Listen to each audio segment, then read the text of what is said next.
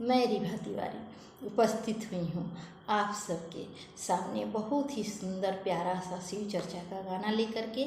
आप लोग मेरे चैनल को सपोर्ट कीजिए और गाना पूरा सुनिएगा। तो चलिए हम आप लोग को बिना देर किए हुए बहुत ही प्यारा सा शिव चर्चा का गाना सुनाते हैं।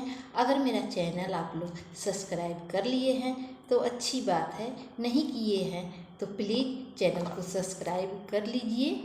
तो चलिए हम आप लोग को बहुत ही प्यारा सा गाना सुनाते हैं।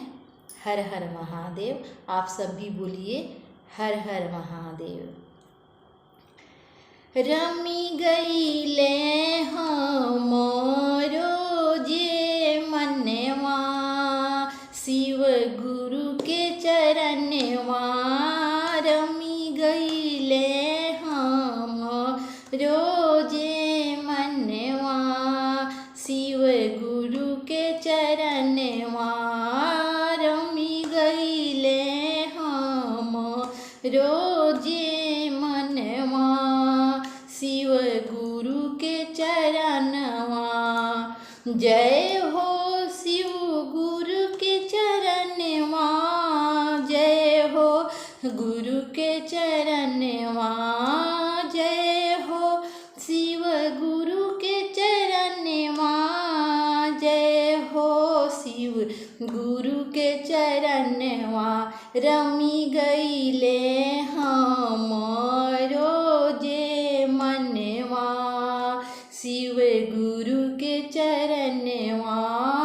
रमी गईले हमरो जे मनवा, शिव गुरु के चरणवा।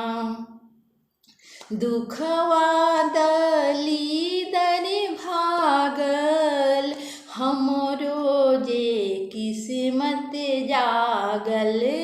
दुखवा दलीदर भागल, हमरो जे किस्मत जागल। दुखवा दलीदर भागल, हमरो जे किस्मत जागल। चर्चा हो हमरो करमवा, शिव गुरु के चरणवा। चर्चा हो हमरो करमवा, शिव गुरु के चरणवा। चर्चा हो हमरो करमवा, शिव गुरु के चरणवा। रमी गईले हमरो जे मनवा, शिव गुरु के चरणवा। रमी गईले हमरो जे मनवा, शिव गुरु के चरणवा। बाजिन के नाम छूटल, गोदी में लाल अइले।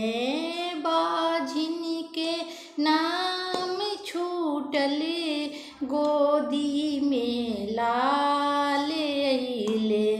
चर्चा हम करब दिन रतवा, अरे चर्चा हम करब दिन रतवा।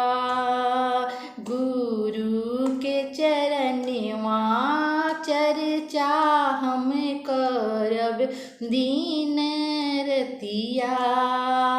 हम गुरु के चरणवा। रमी गईले हमरो जे मनवा, अरे गुरु के चरणवा।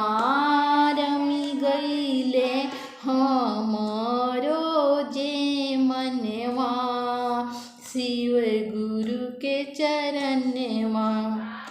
जय हो शिव गुरु के चरणवा, जय हो शिव गुरु के चरणवा।